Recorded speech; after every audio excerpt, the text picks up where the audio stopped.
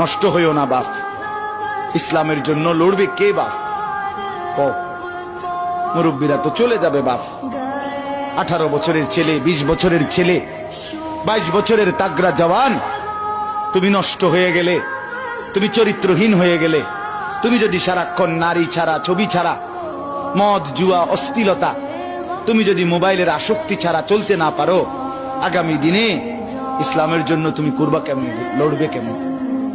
আগামী প্রজন্ম তোমার হাতে নিরাপদ দিন পাবে কেমন? বেঁচে থাকার নিরাপত্তা মিলবে না। বেঁচে থাকা 53 বছর বাংলাদেশের বয়স, 53 বছরের সমাজে বেনামাজির সংখ্যা যদি এত বেশি হয়, 53 বছরের ভিতরে মোবাইলে আসক্ত যুবকের সংখ্যা যদি এত বেশি হয়, 53 বছরের ভিতরে বেপর্দা নারীর পরিমাণ যদি এত বেশি হয়, এত মসজিদ মাদ্রাসা চারদিকে থাকার পরেও যদি এই মসজিদ মাদ্রাসা ষড়যন্ত্রের কারণে কমে যায়,